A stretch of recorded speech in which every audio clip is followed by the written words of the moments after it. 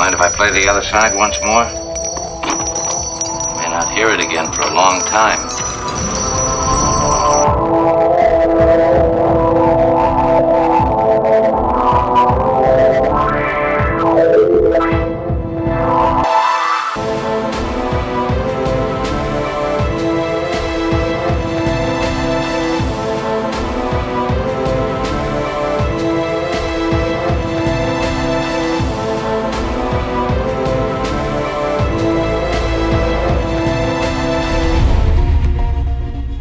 Well, welcome back to Elfster's Rifles and Reloading, and I guess you can call me crazy. I went and did it again. I bought another Ruger precision rifle, and I have officially owned all three of them. The 308, the 6.5, and now the 243. Now when the Ruger precision rifles came out, I immediately purchased two of them right away. One in 308 and one in 6.5 Creedmoor. Now one thing's for sure, you'll never hear me claim to be an expert on rifles. I guess you could call me more of an average Joe, weekend warrior type guy. Someone that just likes to go out to the range, fire their rifles, and have a good time while promoting the Second Amendment. And I guess no man in their right mind needs an excuse to buy another rifle. But seriously, it has been a long adventure for me already.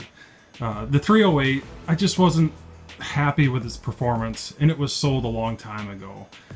As for my 6.5 Creedmoor, the factory barrel was okay, but it seemed like the more I shot it, after about 30 rounds, the point of impact seemed to walk, and I simply just couldn't have that.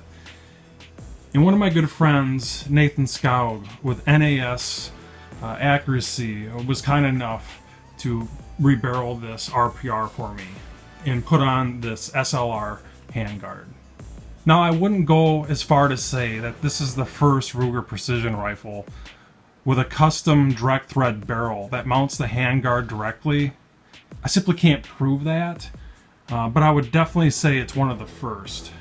And it was really Nathan's insight and wisdom that made this happen.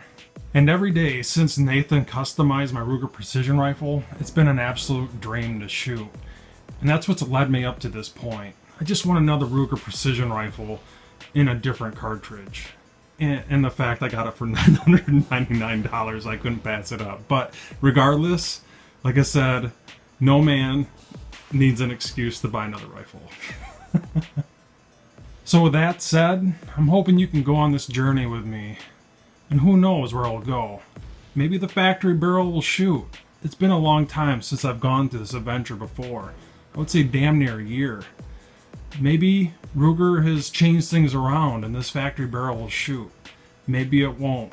And if it doesn't, I'm most likely going to rebarrel it. Maybe with an LRI or a PVA barrel. I just don't know yet. And that's where I want some of your suggestions. Because not only am I going to go on this adventure, but you're also going to go on this adventure with me. And God knows where it's going to go. Now with all that said, don't get me wrong. A lot of people have had amazing results with the factory barrels. I've seen people on Sniper's Hide with amazing groups right out of the gate. But for me, in my experiences with the factory barrels, I just wasn't happy. And everyone's level of expectations are going to be different. And for me, in this example of my 6.5 Creedmoor, I had to have it rebarreled. And I'm hoping to God that this factory 243 barrel is going to be a performer. And I've yet to shoot this thing. You are literally watching me open the box, you and I together on the same journey. Now some of the issues I had with my old Ruger precision rifles in 308 and my 6.5 Creedmoor, both of them came with off-center handguards. Really was an easy fix. The 308, I took the handguard off, retorqued the bolts, and it was fine. As for my 6.5 Creedmoor with a handguard, no matter what I did, I could not get it fixed. I took the handguard off, I retorqued the bolts, I called Ruger, got the recommended torque settings, and no matter what I did, it would start out centered, but after about 30 rounds, it would go back off center. which is the reason for this SLR handguard. One of the other big issues I had with my 6.5 Creedmoor is the factory barrel came with a hellacious crown on it. And honest to God, looked like someone took a screwdriver to the end of the crown. And I took it to a local, very well-known gunsmith, and he was actually amazed it came out of the factory that way. But I'm going to tell you right now, I called Ruger, I told my issues. I didn't send my 6.5 Creedmoor, obviously, because I got it rebarreled, put the new SLR handguard, and now it's been a dream rifle. But as for my 308, I talked to some of their lead engineers in their customer service, and at least for me, they were top notch, and they took care of my issues right away. So enough said, let's get this show on the road.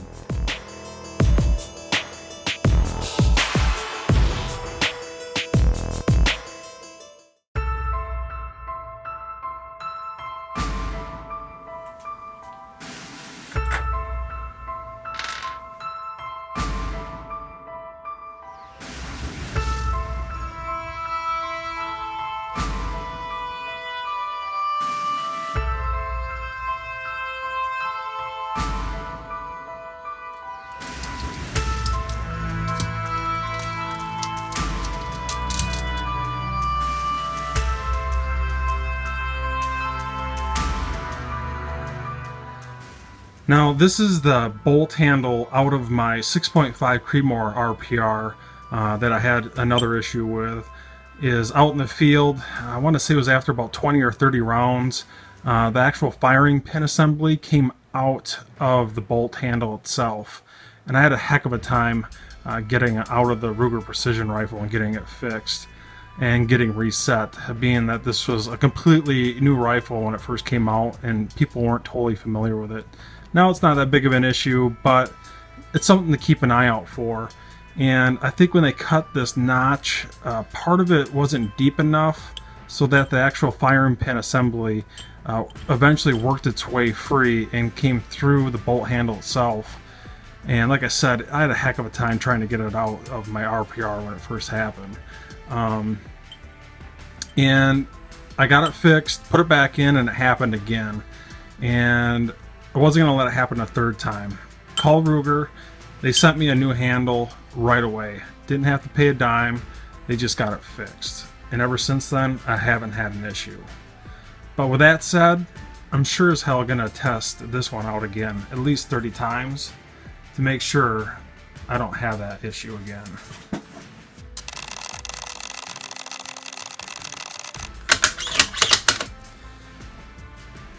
Hopefully that doesn't happen out in the range again. One of the other minor issues I had when I first got my 308 and 6.5 Creedmoor RPRs about a year ago, my handguard bolts were way under torqued. I want to say off the top of my head they were at 15 or 20 inch-pounds. And I ended up calling the Samson handguard company themselves, talked to a rep out there, and he said that these wings are supposed to just barely touch.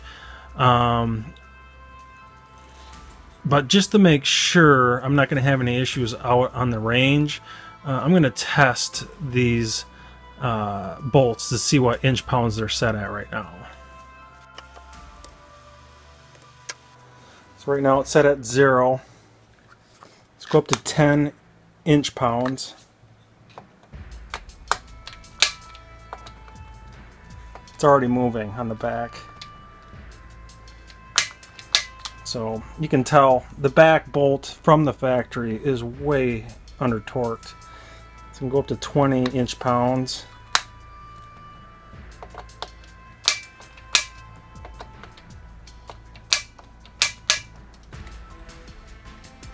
Yeah. Wings are not even touching yet.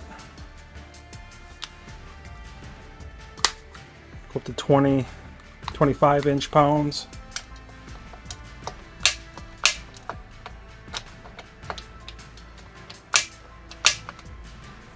I can tell you right now, straight from the factory, that these bolts are way under torqued. And the issues I had out in the field about a year ago with my 308 and 6.5 is the handguard would start out straight as an arrow, but after about 50 shots it would be off-centered, which I'm definitely going to fix that right now. Alright, so I retorqued these, reset the set screw here, so I feel this is pretty acceptable. I double checked that the rail's in line with the main receiver rail, so that's good. And also the main handguard is centered with the barrel. So.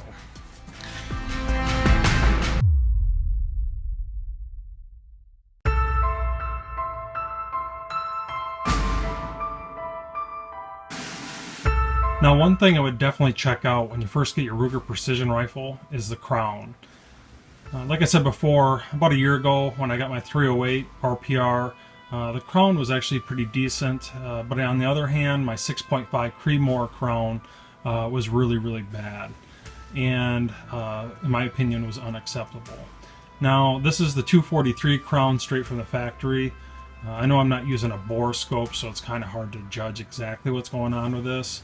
But by the naked eye, I would say it's pretty acceptable.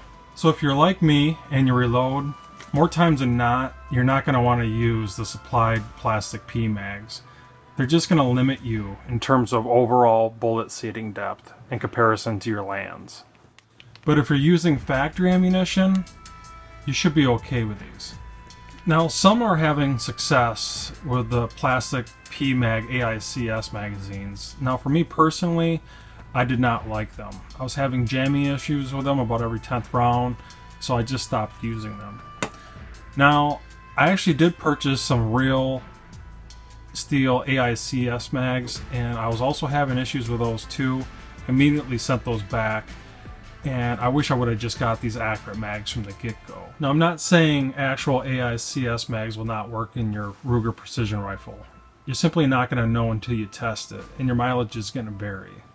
Now, if you do get an accurate mag, I simply can't guarantee it's going to work in your Ruger Precision Rifle. But, that being said, from what I've been reading online and forums, I really can't find one person that's had an issue with an accurate mag, other than potentially being limited to only 9 rounds in a 10-round mag. Now, you can notice on my screen here, if you buy one with a binder plate, you're going to be limited to 2.875 Cole, and without a binder plate, you can get all the way up to 2.950. More times than not, if you're reloading, you're going to be able to touch your lands or be really darn close. Now, if you're not sure what a binder plate is, and I'm going to try and zoom in on this. This is the binder plate, and all it does is strengthens the magazine. Now, for me, I'm still able to touch my lands even with the binder plate. And it just depends on your rifle's chamber. And if this whole talk about bullet seating depths and touching the lands or being a particular amount off the lands is a little bit Greek to you, I highly suggest going to my Part 8 7.62 and 5.56 start to finish video that you can easily find on my YouTube channel. It should help explain that a little bit further in detail. Now, yes, you might have some limitations with P-mags in terms of bullet seating depths and being able to touch your lands, but there are some advantages, such as holding back your bolt when you're out of ammunition. It's a good sign saying, hey, you're out of ammunition, you need to drop your magazine and load a fresh one. Now, on the other hand, such as the plastic P-mag AICS magazine, it's not going to stop the bolt when you're out of ammunition. Same goes with the accurate mag.